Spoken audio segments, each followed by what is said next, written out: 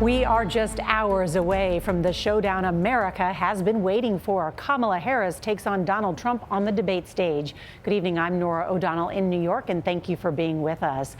This is where it is happening, at Philadelphia's National Constitution Center. And it's hard to overstate how pivotal tonight's performances from the vice president and former president could be. Election Day is 8 weeks from tonight, and right now the race is all tied up nationally and in a handful of battleground states. Tens of millions of Americans are expected to tune in to see the candidates argue their positions in what could be their only debate. The stage is set. You see the podiums there. Harris chose the podium on the right. Trump will be on the left. We have team coverage of this historic night, and CBS's Weijia Jiang will start us off with a preview from Philadelphia. Good evening, Weijia.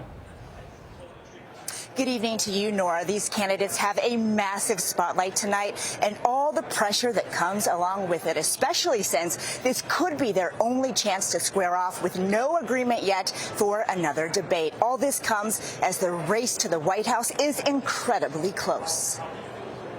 Tonight, after months of fighting from afar, Comrade Kamala Harris wants to sacrifice our wealth, kill the economy. So hear me when I say, I know Donald Trump's type. Vice President Harris and former President Donald Trump will meet in person for the first time on this stage inside Philadelphia's National Constitution Center. The two nominees will stand at podiums about 6 feet apart. There will be no live audience, and microphones will be muted if it's not their turn to talk.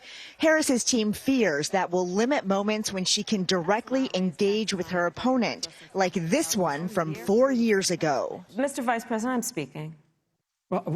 I'm speaking. Tonight will be Harris's first presidential debate and Trump's 7th. She has been studying his past performances and getting advice from Hillary Clinton. She doesn't have the look. She doesn't have the stamina. Who was the recipient of Trump's attacks in 3 debates. The Trump team is expecting tough talk from Harris, too. She showed off her skills in the 2019 primaries, criticizing then-candidate Biden's record on busing and school desegregation. You also worked with them to oppose busing. And, you know, there was a little girl in California who was part of the 2nd class to integrate her public schools. And she was bused to school every day. And that little girl was me.